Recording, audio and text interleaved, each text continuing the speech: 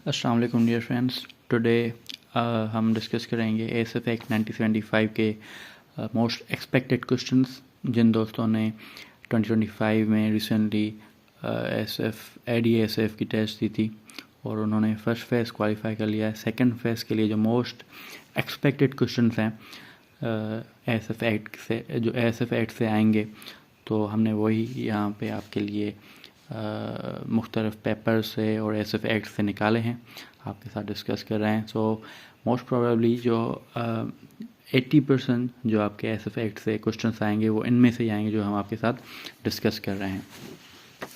तो बिस्मिल्लाह करते हैं। सबसे पहले हमारा क्वेश्चन है ये तकरीबन उनके लिए हेल्पफुल है, इनमें से आपके एमसीक्यूज़ क्वेश्चंस बनेंगे, इनमें से आपके लिए हेल्पफुल रहेंगे। तो तकरीबन एमसीक्यूज़ आपके हिसाब से ही हमने बनाए हुए हैं। एमसीक्यूज़ दिए तो नहीं गए, लेकिन वन लाइनियर एमसीक्यूज़ जो बनते हैं हमने वही आपके साथ डिस्कस किए हैं। तो पहला क्वेश्चन है हमारा, एएसएफ एक्ट अप्रूव कब हुआ? तो एएसएफ एक्ट हमारा 1975 में अप्रूव हुआ। Administration of force, ASF force की जो एडमिनिस्ट्रेशन है वो हमारे डायरेक्टर जनरल के जो है वेस्टेड है, उनके हवाले है। एडमिनिस्ट्रेशन हमारे डीजी करते हैं।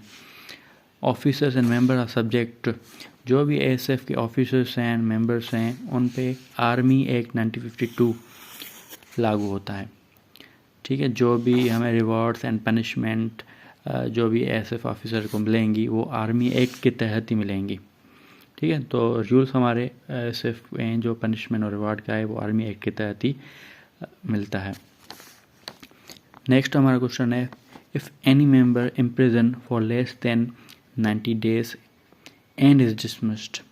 अच्छा, कोई एएसएफ का जो ऑफिसर है वो इम्प्रिजन होता है 3 महीनों से कम दिनों के लिए ना, और वो डिसमिस हो जाता है। अगर 90 days से कम उसको सज़ा मिलती है और डिसमिस हो जाता है, तो वो कोई भी नियर प्रिजन, जो करीब वाला प्रिजन होगा, वहाँ पे उसको कैद कर लिया जाएगा, या फिर हमारी जो फेडरल गवर्नमेंट है वो डिसाइड करेगी कि उसको किस प्रिजन में, किस जेल में उसको रखना है। अगर अच्छा ये याद रहे आपको, इन केस वो बंदा, वो ऑफिसर जिसको 90 डे से कम पनिशमेंट हुई है और वो डिसमिस हो चुका है, तो वो हमारी फेडरल गवर्नमेंट डिसाइड करेगी और या फिर नियर प्रिजन में उसको रखा जाएगा। अच्छा, दूसरी हमारी सिचुएशन है, if any member is imprisoned but not dismissed. अगर कोई ऑफिसर इम्प्रिजन्ड होता है बट डिसमिस नहीं होता, तो उसको कैसे जो है इम्प्रिजन किया जाएगा वो डिसाइड करेगा हमारा DG, which ever DG consider suitable. ठीक है, डीजी को जो सुइटेबल रखेगा उस हिसाब से करीब रखना है, दूर रखना है, या कहाँ पे भी रखना है, वो हमारा डीजी डिसाइड करेगा। वो कब? जब उसको इम्प्रिजन किया हुआ लेकिन वो डिसमिस नहीं किया हुआ। ये दोनों अलग सिचुएशन है, इनको आपको गौर से समझना है। ठीक है, पहली सिचुएशन हमारे पास ये थी कि लेस देन 90 days उसको इम्प्रिजन किया हो और डिसमिस किया गया हो, तो वो नियर प्रिजन होगी या फेडरल गवर्नमेंट हमारा डिसाइड करेगी।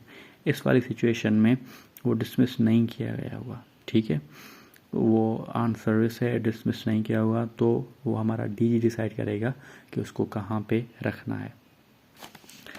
नेक्स्ट हमारा क्वेश्चन है, if any person or if any member deserts, या डिजर्ट्स यानी कि वो भाग जाता है, या run away, who will write to civil authorities for arrest. ठीक है, अगर कोई भी एएसएफ का मेंबर भाग जाता है, रन अवे कर जाता है, तो किसकी जिम्मेदारी होगी कि जो है सिविल अथॉरिटीज़ को या पुलिस को, मैजिस्ट्रेट को लिखे उसके अरेस्ट के लिए। वो डायरेक्ट खुद अरेस्ट नहीं कर सकता, उसको अथॉरिटी नहीं है कि वो डायरेक्ट अरेस्ट कर सके उस बंदे को। ठीक है, वो लिखेगा सिविल मैजिस्ट्रेट को, और वो लिखेगा कौन? हमारा चीफ सिक्योरिटी ऑफिसर।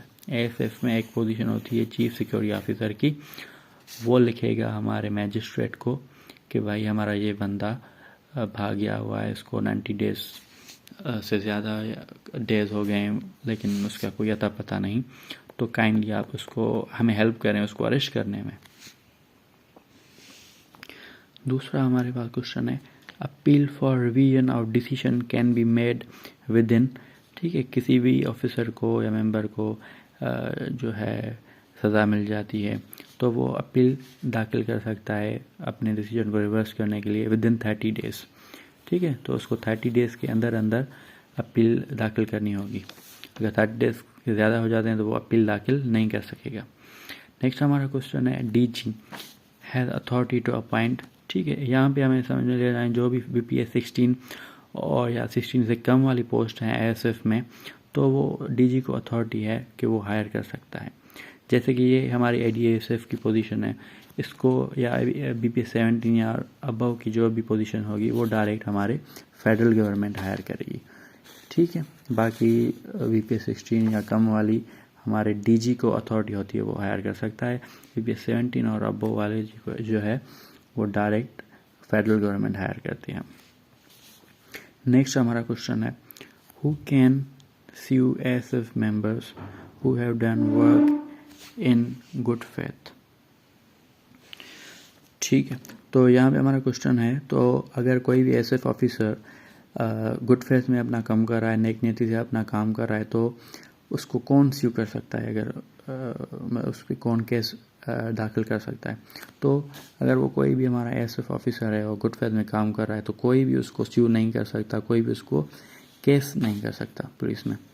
ठीक है, तो इसका आंसर होगा हमारे पास none can sue ASF officer if he had perform his work in good faith. Next हमारा क्वेश्चन है रेगुलेशन इन ASF एक्ट। जो भी हमारे ASF एक्ट में रेगुलेशन हो सकती हैं वो हमारा DG कर सकता है रेगुलेशन, लेकिन जो हमारे रूल्स होते हैं वो रूल्स DG नहीं बना सकता। रूल्स हमारा हमेशा फेडरल गवर्नमेंट बनाती है। Rules of ASF can be made by federal government.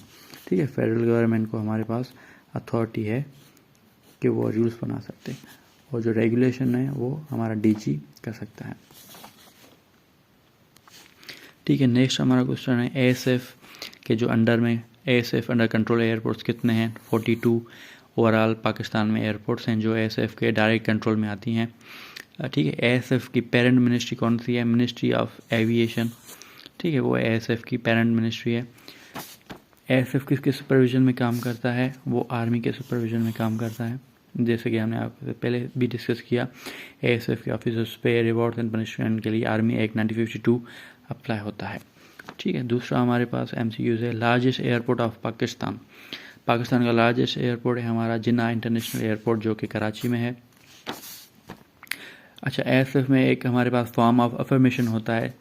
ठीक है, जो कि फर्स्ट स्केड्यूल में आता है। ASF एक्ट में 3 हमारे पास स्केड्यूल हैं। फर्स्ट स्केड्यूल में फॉर्म ऑफ अफर्मेशन आता है। सेकंड स्केड्यूल में जो है सर्टिफिकेट होता है जो मेंबर को फिल करना पड़ता है। ठीक है, कमांडर इंचार्ज जो DG होता है वो ASF का कमांडर इंचार्ज होता है। Employ of ASF should resign. ठीक है, ASF का जो एम्प्लॉय है उसको रिज़ाइन अगर देना है तो वो 2 मंथ का नोटिस सबसे पहले देगा, फिर वो रिज़ाइन कर सकता है। ठीक है, ASF member is dismissed if no news for 90 days is given. अगर 3 महीनों के लिए या 90 डेज़ के लिए कोई भी न्यूज़ ASF के मेंबर की या ऑफिसर की नहीं आती या वो डिजर्ट कर जाता है तो वो डिसमिस कंसीडर किया जाता है। दूसरा हमारे पास क्वेश्चन है फॉल्स अलार्म अगर कोई ऑफिसर बजा रहा है तो उसको 3 महीने की जेल हो सकती है, बल्कि होगी। कोई भी ऑफिसर या मेंबर फॉल्स अलार्म बजा रहा है तो उसको 3 महीने की डायरेक्ट जेल होगी। टेम्प्रेरी परमिट एयरपोर्ट पे जो है परमिट होते हैं मुख्तलिफ़ किस्म के। तो ठीक है, टेम्प्रेरी जो परमिट होता है वो मैक्सिमम 3 मंथ के लिए जो है दी जा सकती है।